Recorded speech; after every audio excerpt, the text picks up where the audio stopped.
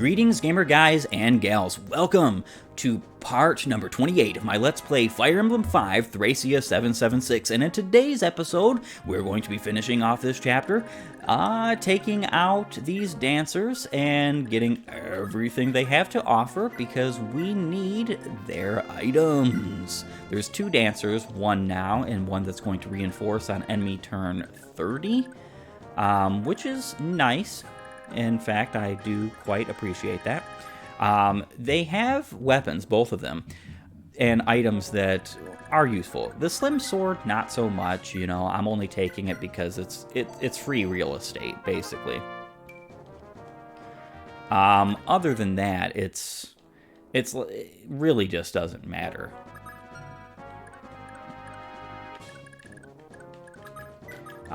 The Master Seal is fantastic, as well as the staff that we are going to be getting from the next one.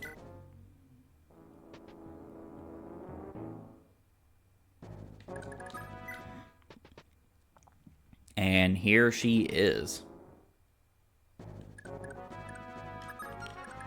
Alright, so we cannot steal the warp staff that she has, but we can capture her, and that's exactly what we're going to do.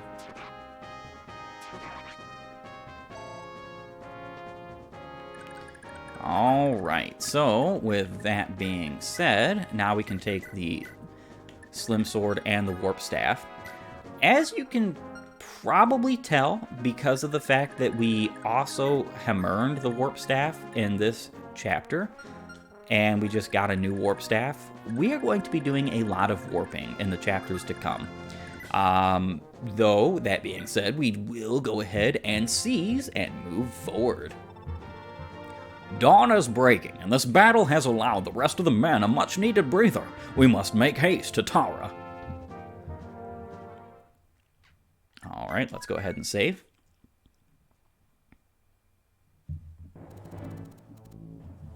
Leading his men out of the bandit-infested Thracia forest, Lee found a most welcome sight awaiting him and his liberation army.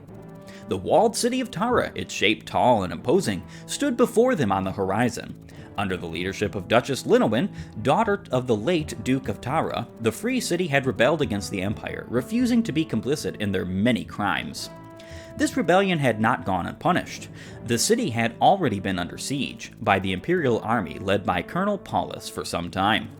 Already in dire straits before the Empire's attack had even begun, Tahra would now find it exceptionally difficult to recover.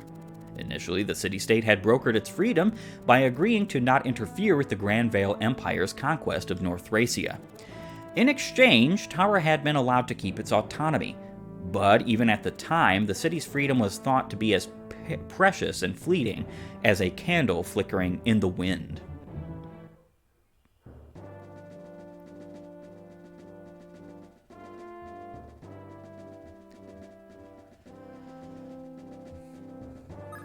This chapter is quite exceptional and imposing. Very big ballista everywhere. We have a bolting bishop here with a physics staff. We're going to be capturing him, of course.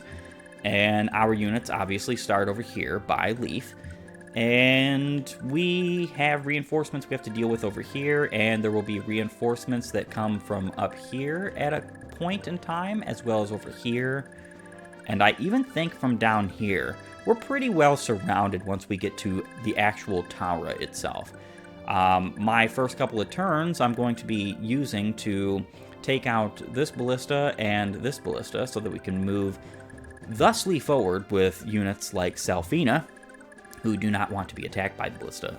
By all means, even if you aren't planning on using Salfina, if you do plan on using a bow unit, I strongly recommend bringing Salfina to this chapter. Now, the item management of this chapter is going to be kind of long, so I have decided that I'm going to thusly cut it out from this episode. That'll probably be a norm for the rest of this game, specifically because it's not really that necessary to show you my managing of the items. I'll at least show you what's on each of my units before we start the chapter, but I am going to refrain from doing all the managing on video. So I'll see you in a few.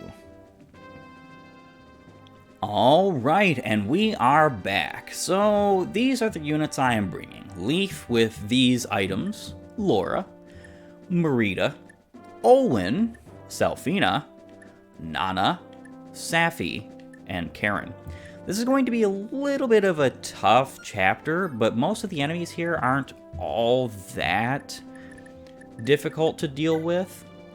In the sense that they're not super high level or super strong, so most of our units should be able to use this as an opportunity to level up a bit. Chapter 13, The Walled City.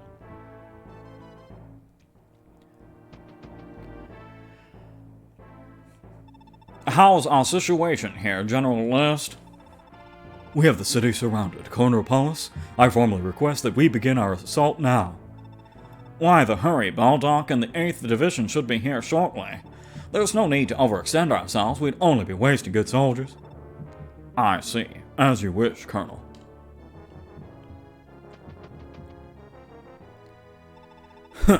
I'll be damned if I just sit on my hands and let Baldock rob me of all the glory. All Imperial forces begin the assault. Try to retreat and I'll kill you myself. Go, go, go! What a charming fellow. The Empire is finally making their move. What's the plan, Glade? The reality is that we can't match the strength of their army. All we can do is postpone the inevitable. I could take to the sky and scatter their front line. I reckon that would buy you some time, but... Don't. You wouldn't make it far. You'd be easy pickings for their ballista. A Draco Knight's entire way of fighting is to swoop down, strike, and fly away all in one swift move. That's how you stay alive, Edda. Impatience will just get you killed. All due respect, brother, but this isn't the place for a lecture. Time isn't on our side. For the time being, I'll dispatch my cadre of knights to the field. But will your small band of knights be enough to stem the tide, Glade? Our sellswords have long since fled. Your men will have to go it alone. We must call upon Prince Shannon, the blood of the Crusader Odd, the Sword Saint himself, runs strong in his veins. My knights could never match his might on the battlefield. Bah! Would that I knew why he refuses to help us. Tch, that pompous little dastard. He doesn't give a damn about the common folk. Our battles don't concern him. I just don't understand that guy. So he means to keep womanizing while the people of Tahra fight for their lives. Damned philanderer. He won't be of any help. We must fight the inevitable on our own, then. Don't push yourself, Glade. The Empire's just getting started.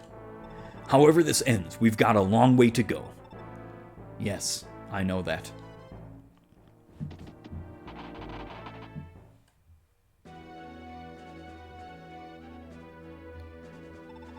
My prince, take a gander just over those mountains. The road has been long, but I may present the city of Tahra. How is this possible? The Empire has already begun their assault? To arms, then. Tell all forces to charge into Tahra. We can't abandon the city's people. That will not do, my prince. The main body of our army has only just now cleared the forest. Our vanguard is all that we have here. That's to say nothing of the enemy's ballista. Any of our forces that make for Tahra's defense now would face more than their fair share of danger. I'm aware of the risks, but if we stand here and allow Tahra to be razed to the ground, our war will be lost before it's even begun. Are you in agreement, Augustus? I am. If we do nothing to defend Tahra, we lose the support of the people. Their belief in us will turn to contempt. Our army is still young and vulnerable.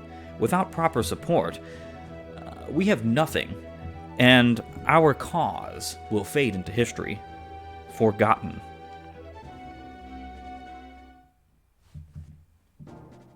Alright, so we are here in the Valley to Tahra, and it's a wild battle. So we're going to be doing some things just to get prepared. We have to make sure that we stay out of range of this guy here. How far can our Laura reach? Right there. So we are actually going to use the Vantage manual here.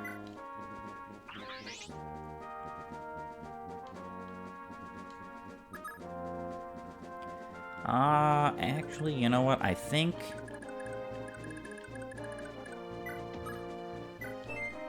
Oh, very nice. Olwen has a movement star up her sleeve. Alright, so we're going to mount Nana and equip the Earth Sword and give her the Master Seal so that she may promote.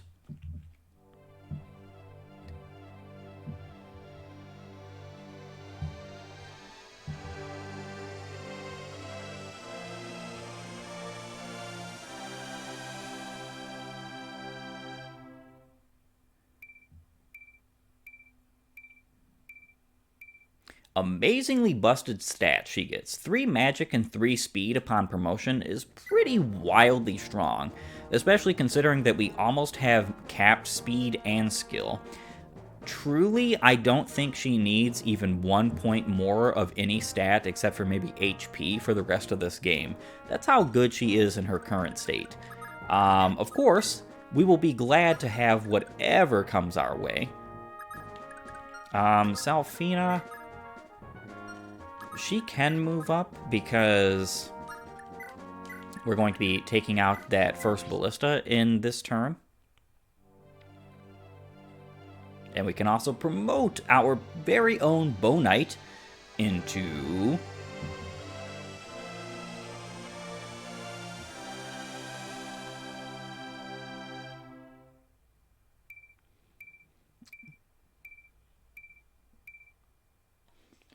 pretty reasonable gains, I would definitely say. Into an Arch Knight. Now, she gets no skills upon this, but it doesn't matter. It's one of the reasons why I think she's the best Bow Knight in the game, because she already comes with a skill, particularly, and she now has A rank in bows. That means she can use every bow in the game, very literally right now. She has quite a ways to go before I think she would be truly up to snuff with the rest of our combative units, but actually, that's not necessarily true stat-wise. I would like her to get a few more stat points in strength, maybe like a couple more points in magic, but she gets something this chapter that allows her to basically trivialize her combat. Even at base strength, she would be able to take on endgame enemies. Yeah, that's not a joke.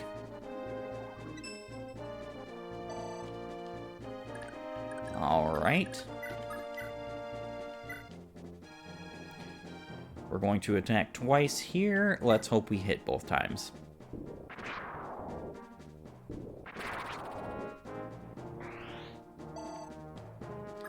And we did. Very nice. Alright, so what we're going to do... give over the Dire Thunder. This ballista is not within range, so that's pretty good. We are going to move just outside of the ballista's range with Karen. Now, I brought so few items with Karen because she has to capture in this, and she's going to be very far away from anybody who could possibly lend her help concerning taking things off of her.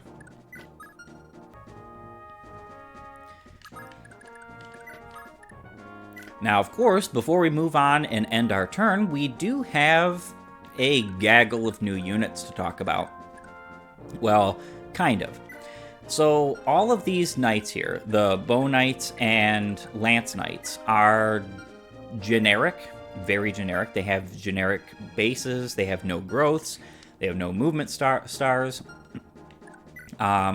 They can have pluses and minuses in stats, just like any enemy would. So you can see them have like exceptionally high stats when they shouldn't, because every stat in this game can be plus or minus up to 5. Like, for instance, this guy has 8 defense, and I'm pretty sure the other bow, yeah, he only has 4. So this one has a plus 4, I believe. There's even a couple of our units here who have a plus 1 in movement, which is pretty interesting. It's not something that you really see on your side. In fact, this is kind of wild. Most games in the series in Fire Emblem don't allow you to do anything like this. And it is because most of these games... I did not mean to dismount, but I guess that's okay. We'll just remount up later. Man, that was not what I wanted to do there. But I think there's only one game in this series that allows you to use, aside from Thracia, that allows you to use generics, and I believe that's FE11. If I'm not mistaken. I don't think there's any other. These generics are for this chapter only, and I strongly recommend if you want any of their weapons. They just have, like, common stuff. Iron lances on all the lance knights. The bow knights have steel bows. That I would put all of those items and weapons on Glade, and then just use them as meat shields. Doesn't matter if they survive, doesn't hurt you in any way, shape, or form. I would just keep them out of the range of the ballista, because even though you can use them to soak up the ballista, which would seem like it would be a great idea, right? Except for the fact that it's kind of not necessary.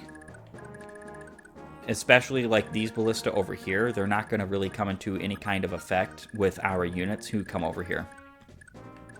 But we do have one specifically new unit, and his name is Glade. He's a Duke Knight, a pre-promoted level 2 Lance Knight. He has a follow-up critical modifier of 1. And as you can see here, he's using a silver lance. His lance rank is pretty darn good. That's probably the best thing about him, being honest. Now, he does have good growth rates for a pre-promote. 60% HP, 45% strength, 5% magic, 35% skill, speed, and luck, 30% defense, 15% con, and 1% movement. He also has pretty good bases.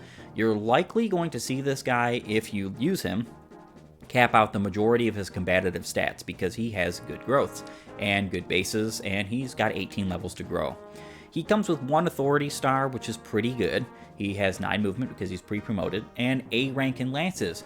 And that's where the good qualities end. He has an unfortunate, abysmal E rank plus 0 in swords, which is wild. That means the only thing he can use is basically like short swords, slim swords, iron swords, and the Paragon sword. And that sounds like it wouldn't be all that bad, but it kind of is.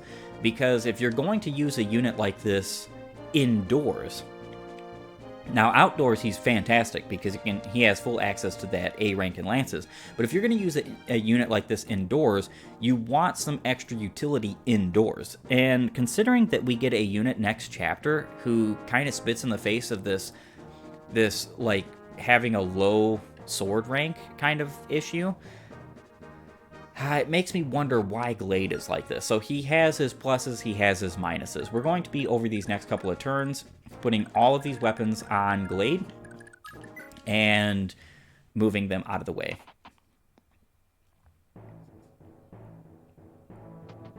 I did give Olwen the said scroll because she needs some magic, but more importantly, she needs speed. I would prefer that she capped out speed as soon as possible so that she doesn't have 0 speed with her Dire Thunder. Especially considering that Dire Thunder is quite the incredible spell in this game. It is one of the best tomes. Not the best. It's definitely what I would consider the best Thunder tome in game.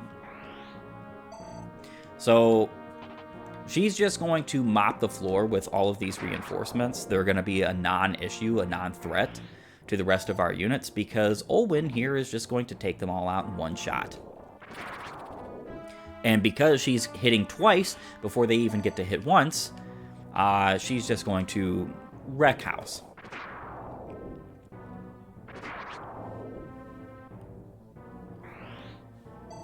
And our first level with the scrolls. Ooh, a fantastic level too. She doesn't really need that con that she got. Did she get con? I don't think she did, actually. No, I think I was seeing something else. Does not matter. Alright, so we are going to check. There's no ballista over here, which is nice. We can go over here and attack with the Steel Lance and finish off this ballista user. Karen showing her movement bonus being a fantastic thing. That.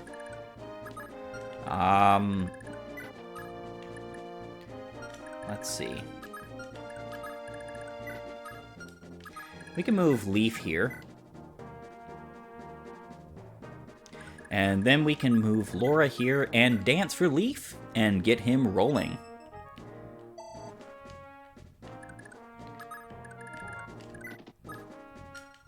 I halfway want to rescue some of these units. Alright, let's equip an iron bow for the time being. And Merida, you can move yonder. Nana as well.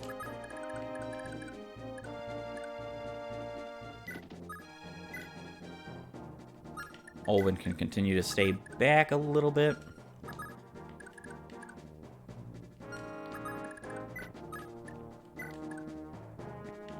And then we have to be careful of the ballista, so we can move you here, mount, wait. We don't want them dismounted, because even though it doesn't truly matter whether they are or not, they do lose out on stats if they're dismounted, which we don't want that. Now, Glade on his own can easily hold off this area by himself for as long as you need him to, if you keep him on the gate, because he gets 10 defense and 30% avoid. So he has 20 defense here and 59 avoid. Like, none of these units are going to pose a threat to him. But we're still going to trade all of these weapons over to Glade and use them as meat shields so that Glade doesn't have to deal with it. I also just kind of don't want to waste his weapons anyway, because why bother if we don't have to, right? Right. That'd be hilarious if he goes to attack Laura.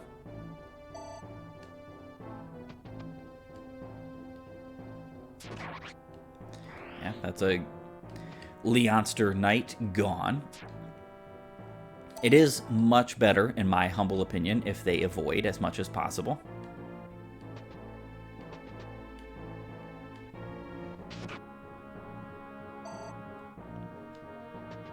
Just makes things easier if Glade isn't swarmed himself.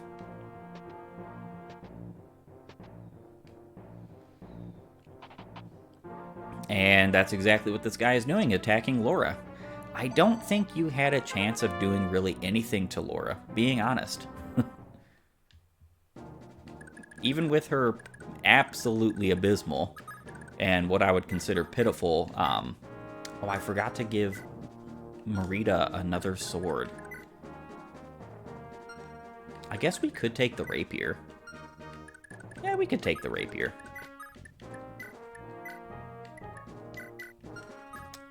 Oh, she can't use it? That's kind of weird. Wow. I guess you can have the rapier back. It's a C rank in swords. Pretty sure she has higher than C, right?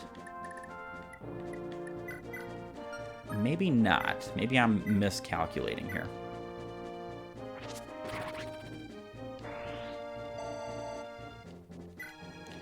No, D rank. So, actually, we could leave that on her. Anyhow. We just have to dodge the ballista, but we want to move as far forward as possible, so with that being said, let's start rescuing.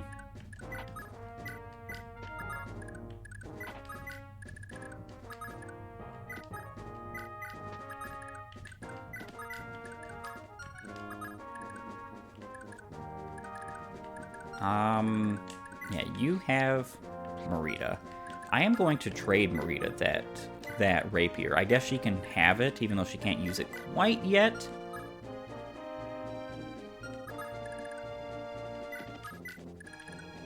And we can move Leaf. Alright, that's going to be a KO for this knight here on the fort. Not very many more uses left on that light brand of ours, but that's okay.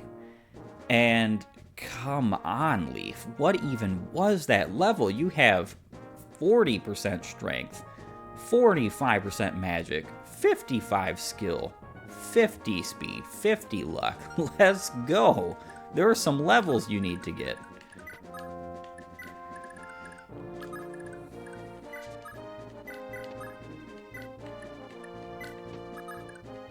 And that's good on that part. We can move this Leonster Knight here. And I think that's it for this turn. Yeah, we're going to continue getting these reinforcements for quite a while. They're going to keep attacking Laura, unfortunately, because she has no means to attack them back, and everybody else on my team over there does.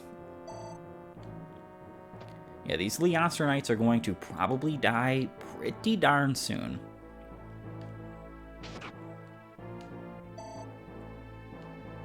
Which is okay. Not really sure why these soldiers all started like moving to the right as if they were going to go the other way, but then didn't continue going the other way. Now they're coming back to the center, going right up the hill towards Tahra, which is really kind of odd. All right, Merida can go right here. Well, I guess we don't need that movement star now, do we? Nana can visit this house for a... Well, I don't know if I want to do that, actually.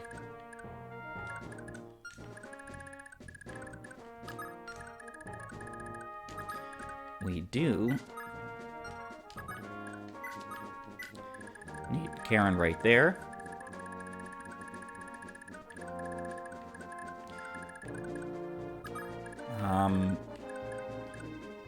And Salfina can go right here. We can drop Safi right there.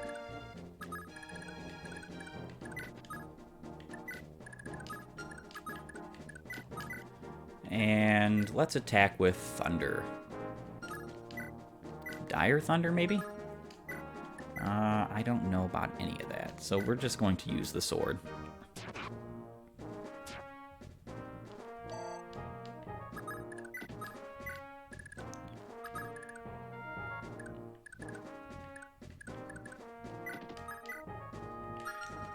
We can take out one of these guys with Nana.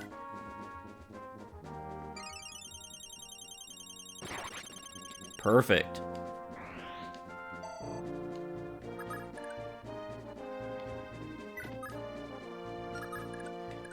I think it's okay to move down here. We are going to go down here with Leaf. I believe this guy is also on a... No, he is not actually on a fort. Oh, that's nice. I do appreciate that. Iron Blade.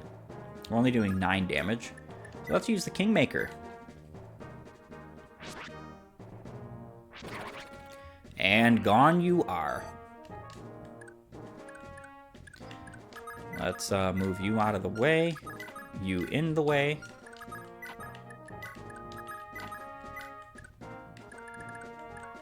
And that's it for our turn.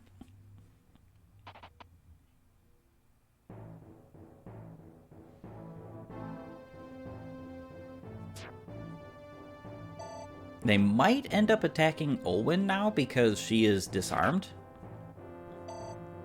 Well, disarmed at range.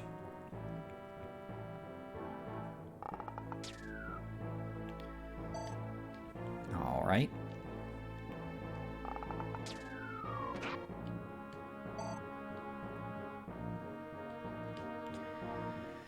And the Leonster soldiers are not going to last much longer. Which is a-okay because, you know what? They have fulfilled their purpose. Being punching bags a bit.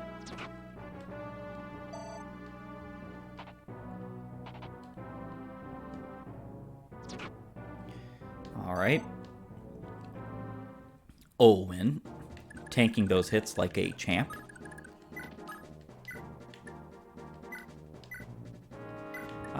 Let's equip regular Thunder.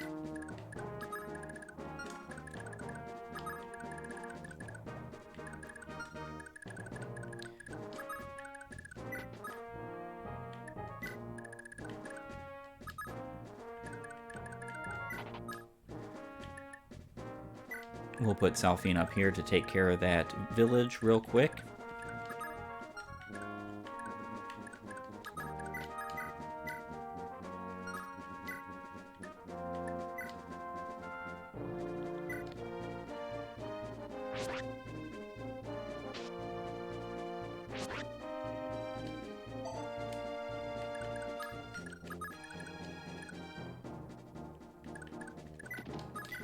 And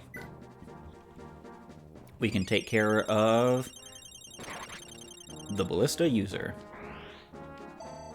What this will allow us to do is put Karen in the range of being able to attack this one next turn. Right here. And then we'll be done with basically all of the ballista except for the ones on the left-hand side.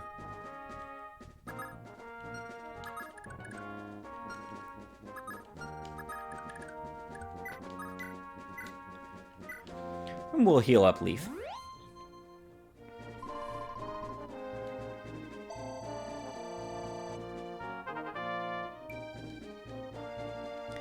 Yeah, that one little bit of magic is not really going to do you any good. And we can just put all the rest of these units over here. Directly smack dab in the middle. And Olwen can just continue to take care of our reinforcement issue.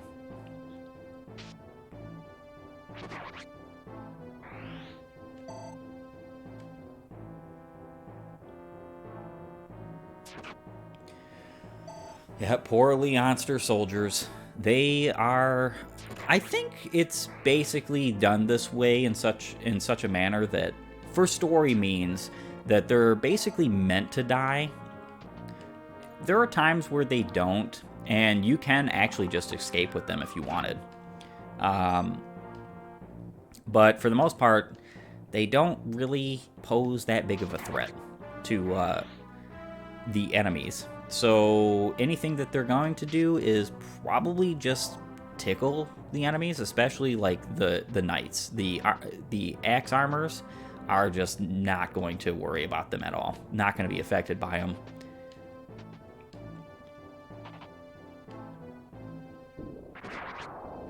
And Olwen takes out another one. She should get another level up here soon.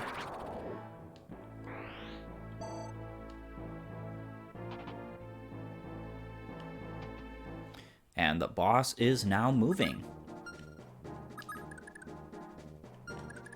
We do have to be very careful of this guy because he has a killer lance. But we can trick him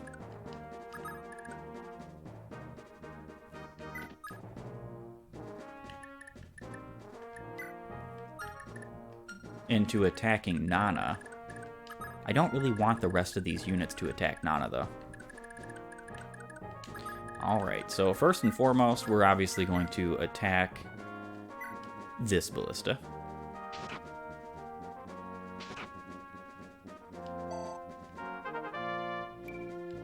And get an incredible level up. Alright, so actually I think before we continue on with this turn, now would be a perfect opportunity to segue to the end of our video. I want to thank you for joining me.